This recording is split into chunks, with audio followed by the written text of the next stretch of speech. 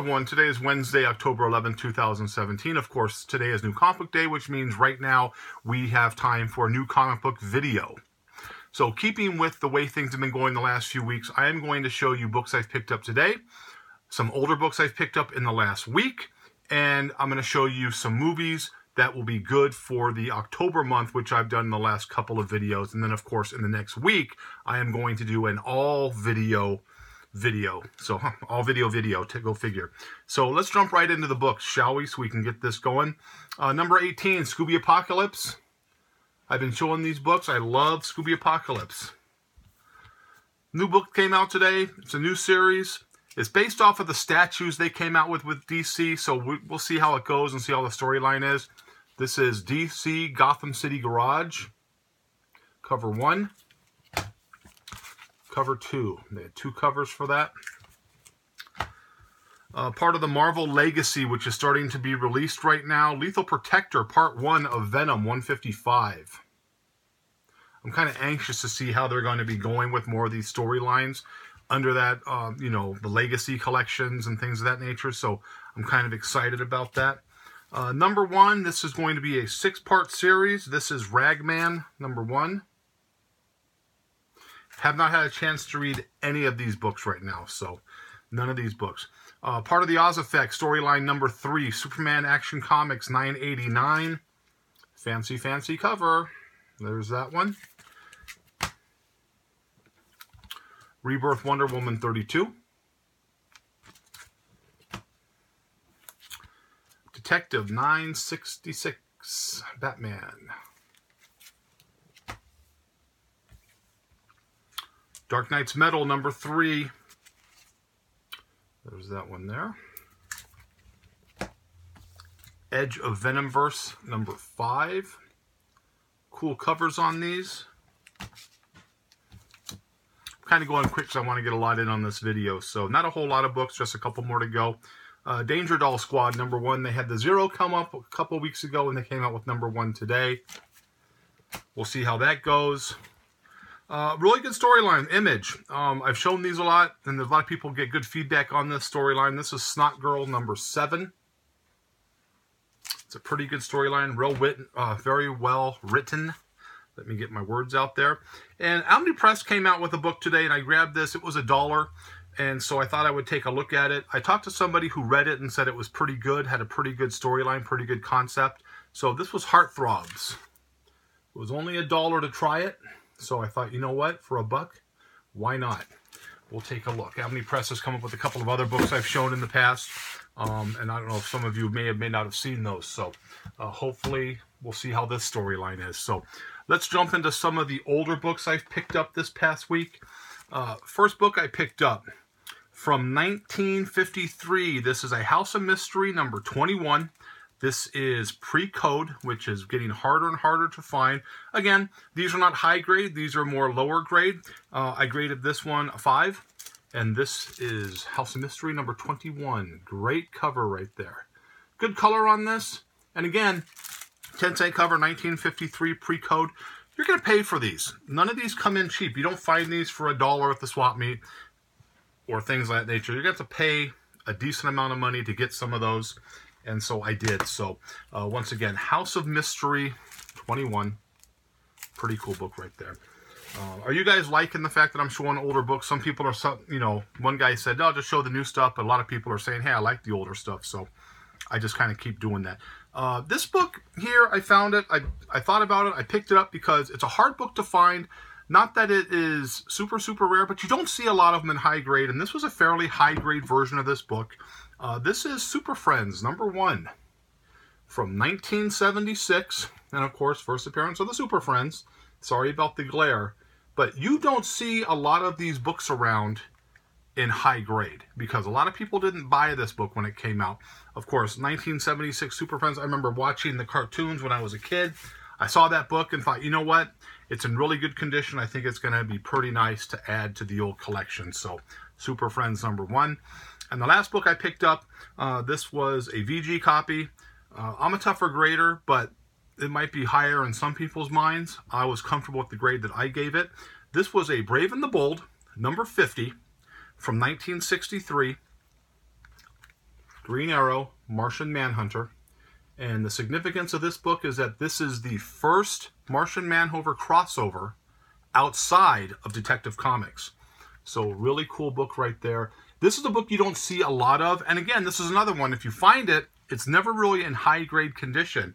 I don't see a lot of these books. So Brave and the Bold number 50, I had an opportunity to grab it. Again, you're going to pay a little bit of money for those books, but you know what? They look really, really nice, and I have no problem doing that. So I enjoy that. So jumping into the movies that we're going to talk about, 3 movies today. These are pretty. I kind of went with the more.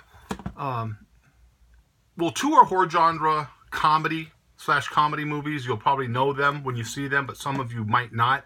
I love them, and the first one is just a straight comedy movie. That is the first one we're going to talk about. I don't remember the year this came out. I want to say 1966 maybe, and that is The Ghost and Mr. Chicken with Don Knotts. Now, I liked this movie when I very first saw it because, number one, I love Don Knotts. Of course, he really got famous because of his Barney Fife, but he has a lot of really good movies. This kind of fell in the Halloween theme. The haunted house they use in this movie is the Munster house from the TV series The Munsters. So you can see the old Universal backlot stuff. It's the same street they use for like Marcus Welby MD and Leave It to Beaver and all those streets. So really, really cool. Ghost and Mr. Chicken. If you like Don Knotts and you haven't seen this movie, shame on you. But if you are a Don Knotts fan, I'm sure most of you have seen it. So Ghost and Mr. Chicken, really, really funny movie. Kind of, you know, take away from the fear of everything. Second movie we're talking about, 80s, a classic. You're going to know it. Killer Clowns from Outer Space. Now, this movie was done straight as a comedy. Some good effects. The clowns are really, really freaky in it. If you haven't seen the clowns, just Google Killer Clowns from Outer Space and kind of see the clowns that are in there. I liked it because the spaceship is a big top, and they put their victims in cotton candy, and they drink the cotton candy. You know, they take the liquid out of you. But there was some really cool effects in this movie. Of course, there's a dog in the movie, Scooby, that gets pulled into the tent. You never get to see what happens to Scooby, but you have to assume the worst. And so, Killer Clowns from Outer Space, really good soundtrack for this movie as well. And again, this has a really good following because it's just a really cool movie, kind of different from the It or the Pennywise type clowns, but these are freaky clowns in their own sense. So Killer Clowns from Outer Space. And the last movie we're going to talk about today is another Scream Factory release.